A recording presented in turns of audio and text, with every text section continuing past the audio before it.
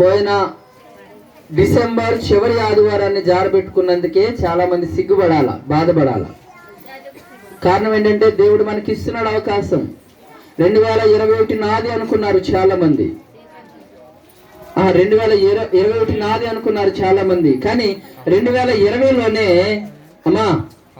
2020లోనే corona virus బారిన పడి ధనికులైన వారు, విద్యావంతులు, ఉద్యోగస్తులు, బలవంతులు అనేక మంది లక్షల కొలదే పిట్టలు రాలిపోయినట్లుగా రాలిపోయారు.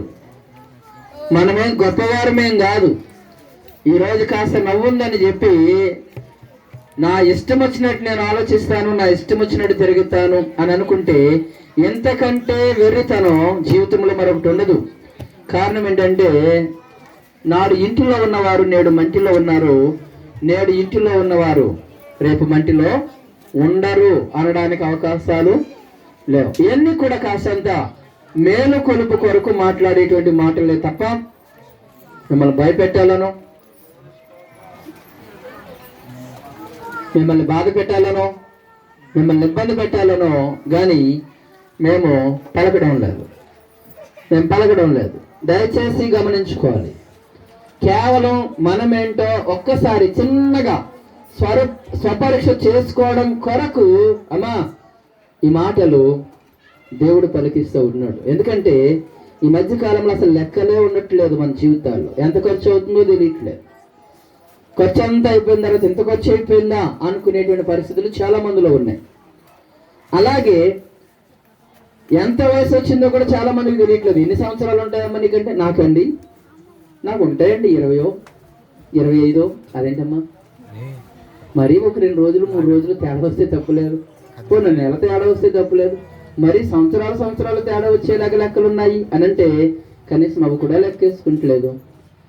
కానీ కీర్తనకారుడు అంటాడు, నా దినముల పరిమాణము ఎంతో లెక్కించుటకు నాకు నేర్పుము అన్నాడు. నా దినములు లెక్కించుటకు నేర్పుము అన్నాడు.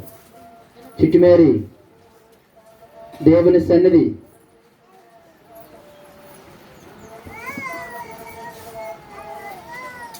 ఎంత భయం కలిగి భక్తి కలిగి ఉంటే అంత ఆశీర్వాదమే, ఎంత నిర్లక్ష్యంగా ఉంటే అంత శాపమే. దయచేసి అలా ఉండకండి. 1 గంట ఉంటాం మేము ఇక్కడ. రాత్రి జరిగిన దానికి నేను చాలా బాధపడుతున్నా, కానీ చాలా సంతోషపడుతున్నా. కారణం ఏంటో తెలుసా? సాతాన్ని జయించారు ఆ ఇంటి వారు, ఆ కూడికి వచ్చిన వారు, మాతో సహా అందరూ. దేవునికి స్తోత్రం కలుగును గాక. సాతానుడు చాలా సాధించడానికి ప్రయత్నం చేశాడు, కానీ వాటన్నిటిని అధిగమించడానికి దేవుడు ప్రతి విషయంలోనూ కృప చూపించాడండి. ప్రతి విషయంలో ఒకటి మిస్ అయ్యింది అనేటప్పటికి ఇంకొకటి ఏర్పాటు చేసేవాడు దేవుడు. ఎంత బాగా చేశాడంటే అంత బాగా చేశాడనమాట. ఒక స్టవ్ పాడైపోయింది అనుకున్నాం, ఇంకో స్టవ్ ఉంది. ఓ బండ అయిపోయింది అనుకున్నాం, ఇంకో బండ ఉంది. వెహికల్ లేదా అనుకున్నాం. పాపం ఎక్కువగా నా బండి, తర్వాత శివ బండి ఎక్కువగా ఈ మధ్యకాలంలో మాకు ఉపయోగపడుతుంది. శివన బండి అడిగితే మా అన్నయ్య వేసుకెళ్ళారన్న. ఇంకా మిగతా తమ్ముళ్ళని నేను ఇబ్బంది పెట్టదలుచుకోలేదు, ఎందుకంటే మిగతా వాళ్ళందరూ బాధ్యతలు కలిగి ఉంటారు కాబట్టి. ఇంతలో అర్జున్ గారు రాజమండ్రి వెళ్తున్నారు, ఆ వెహికల్ ఇచ్చాడు. సరే కదా, ఇది దొరికింది కదా అని చెప్పేసి నేనేమో తాళాలు మర్చిపోయి బయలుదేరాను. ఆడికి వెళ్ళి కారు దగ్గర దిగి తాళాలు ఎత్తుకుంటే తాళాలేమో ఇక్కడ ఉన్న జరుకున్న ఉండిపోయి.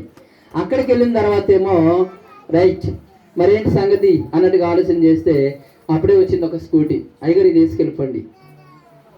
మళ్ళీ అక్కడి నుంచి హోల్సేల్ చికెన్ దుకాణం కాడికి వెళ్తే వాడేమో అన్ని సర్దేసుకుని కుర్రోళ్ళు ఎవరు లేరండి, కట్టేసినట్టే టైం అయిపోయిందని చికెన్ లేదన్నాడు.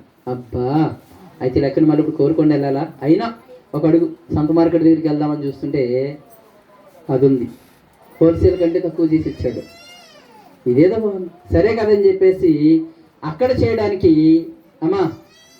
కోళ్ళు కాల్చి చేయడానికి చాలా టైం పట్టేస్తుందట. అతను అన్నాడు, కాల్చి చేయమంటారా లేకపోతే స్కిన్ లెస్ అన్నాడు. స్కిన్ లెస్ అయితే ఎక్కువ కాదండి, మాసం కాదు, అలా కుదరదు, మీకు 6 వేస్తాను, స్కిన్ లెస్ అట్టుకుపోండి. అంటే దేవుడు అద్భుతాలు చేస్తూ వచ్చాడని చెప్పడానికి నేను చెప్తున్నా ఈ సంగతులన్నీ. సాతానుగాడు ఒక ద్వారం మోస్తుంటే దేవుడు ఇంకో ద్వారం చూపించేవాడు. ఆ